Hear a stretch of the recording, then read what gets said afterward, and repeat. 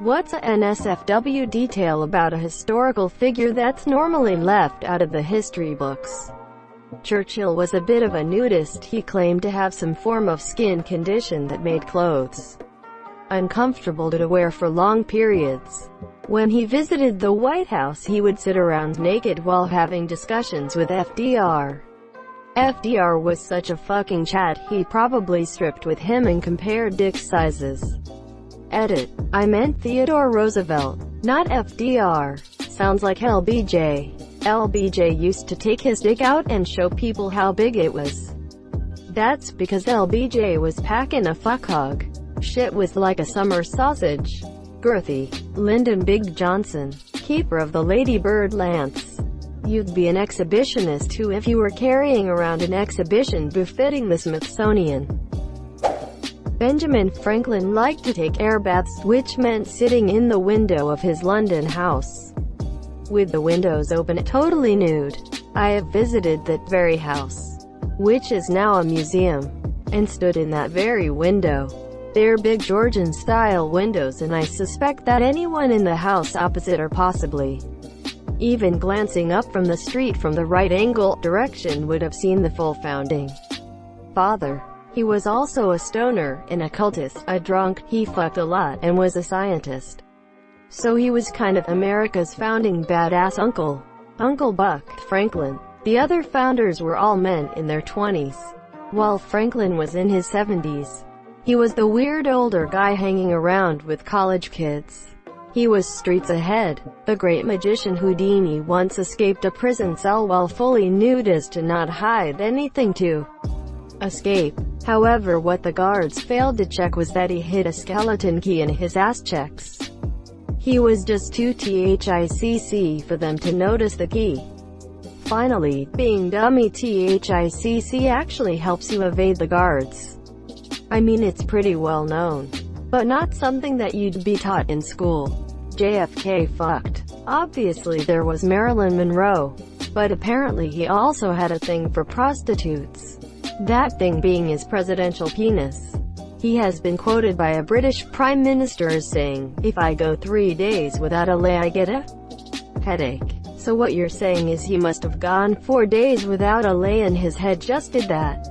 No, not November. Apparently when he met the Canadian Prime Minister John Diefenbaker, Diefenbaker ripped into him for cheating on his beautiful wife, and Diefenbaker was renowned for his ability to verbally rip people a new asshole.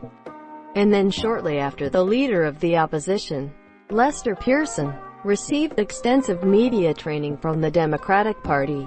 Next election, Pearson was much better in the media and won the election.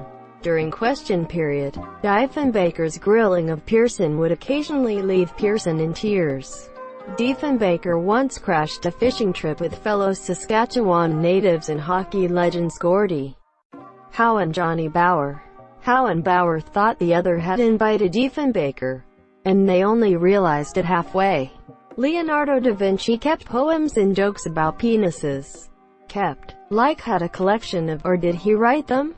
He wrote them, kept a few in his journals. During 1942, in a war-planning visit to Washington, a British delegation including Winston Churchill stayed at the White House. The president wheeled into Churchill's bedroom one afternoon to discover the Prime Minister stalking the room in the nude, puffing on a cigar as he dictated to a male secretary. As Roosevelt spun about to leave, Churchill called him back, adding, "The Prime Minister of Britain has nothing to conceal from the President of the United States." Edit. Well, my first popular post. Source for this story: Cray, E. 1990. General of the Army. George C. Marshall, soldier and statesman. Kindle ed. pp. 253. Cooper Square Press. He also supposedly met the ghost of Abe Lincoln one night while he was in the White House. And, yes, before you ask, he was nude at the time. Lincoln or Churchill? Who said it had to be just one? I wonder who was emancipated that night?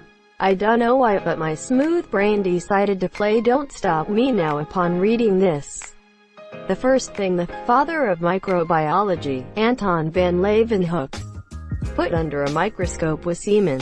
They understood that semen was integral to the creation of life but didn't yet understand the concept of single-cell organisms. He fully expected to see tiny little humans in his jizz.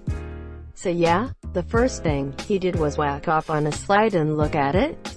As I recall, he didn't do the deed himself. Mrs. Van Leeuwenhoek is credited as lab assistant. Holy fuck. This is now my top comment of ever.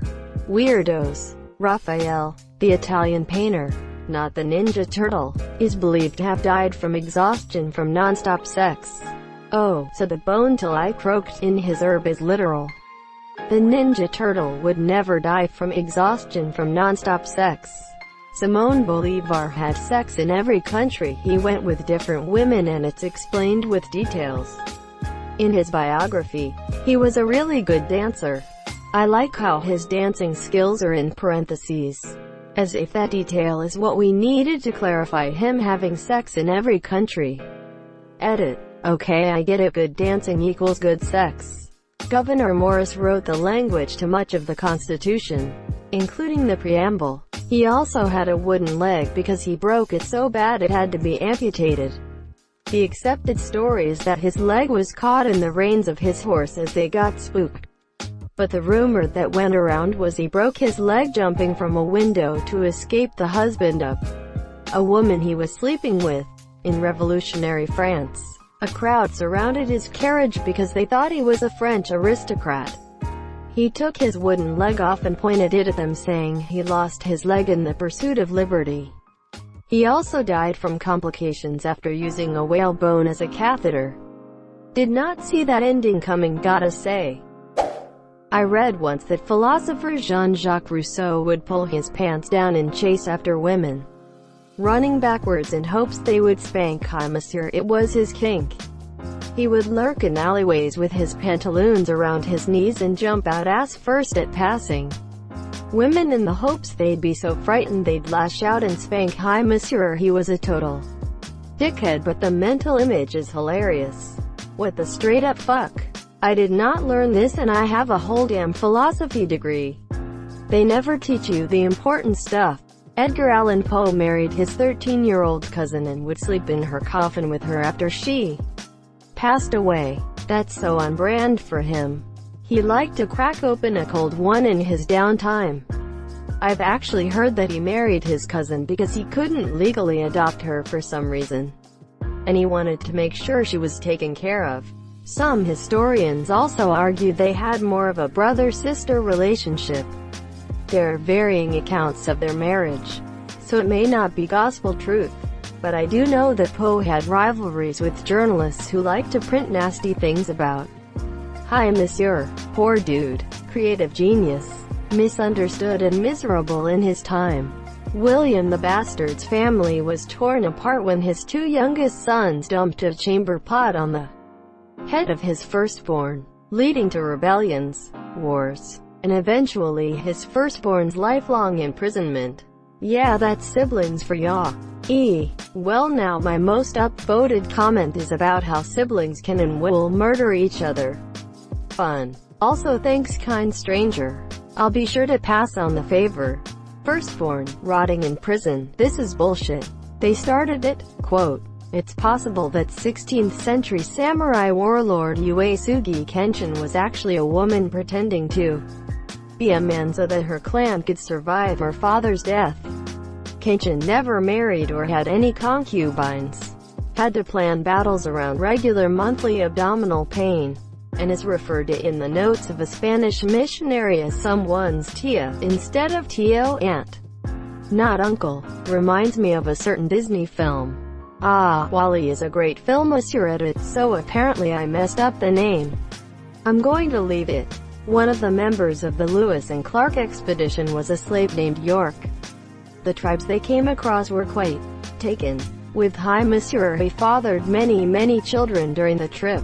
I remember reading about him in history class.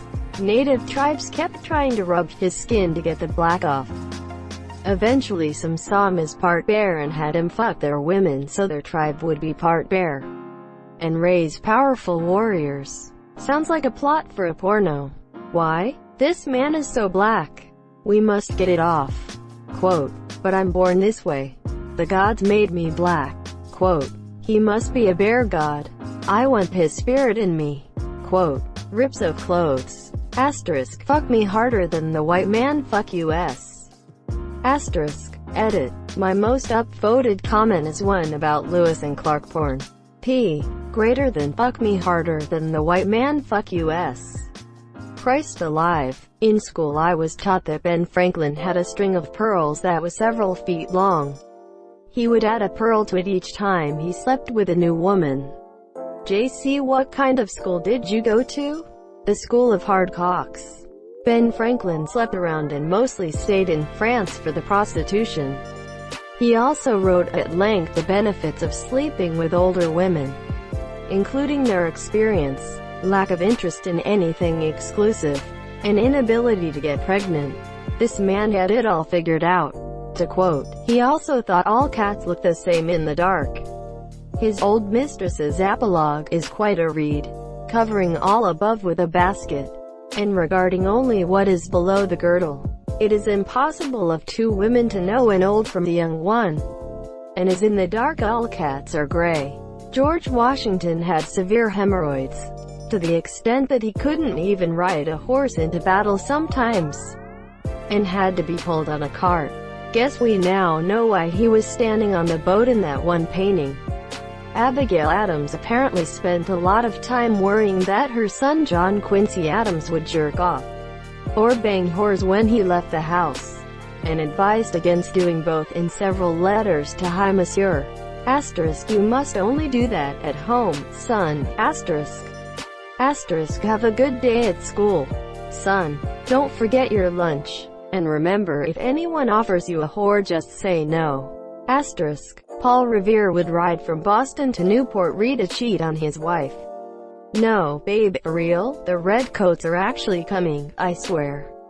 Mary Shelley, the author of Frankenstein, who also popularized Gothic literature, used to meet up with her future husband, poet Percy Shelley, at the cemetery where her mother was buried. They would meet up and have angsty sex on her mother's grave because she was goth as hell. Moreover, Frankenstein was inspired by her fascination with reanimation, the idea of bringing something dead back to life. When she learned about this idea, she was obsessed with the idea of bringing back her baby who died days later after being born, thus sparking the idea of the monster of Frankenstein. That wasn't that unusual. Cemeteries also served as public parks until the 1900s. Her father disapproved of the two's union, because Shelley was his apprentice, so they met in secret at the cemetery and had sex. Shelley was also married at the time and also had a child. His wife found out about the affair and committed suicide. Soon after, Percy Shelley and Mary Shelley eloped and had a baby, who died, and traveled Europe together. Percy Shelley proved to be a shitty husband and wanted to have multiple sexual partners, including Mary's sister. When Frankenstein was first published, Percy Shelley initially took credit for the novel. I wish I had sources, but I learned all of this in an English literature class by a professor who wrote her thesis on Mary Shelley. Edit. Sorry for the rambling. I just find her so fascinating and never have an excuse to talk about this. Oscar Wilde described himself as addicted to sucking cock and said it inspired Hi Monsieur. Love is a sacrament best taken kneeling. Somewhat unrelated, but my favorite quote of his just may be, everything in moderation, including moderation. Quote, an iconic lad. Anne Bonny used to fight with one boob out, just to show that not only are you about to get murdered, but you're about to get murdered by an 18-year-old girl. Oh, this is my murder titty. But which titty is the murder titty? They take turns. It's said that Henry VIII exploded in his coffin. Dogs then licked up the Henry juice, as I mentioned in a different comment. This also happened to William I, aka William the Conqueror. Church reeked of dead body for days. Apparently he swelled in his coffin, opening it slightly, Some poor soul attempted to close the coffin again, and the results were very messy. Gallagher stage show levels of messy. Thank you so much for watching and have a good day.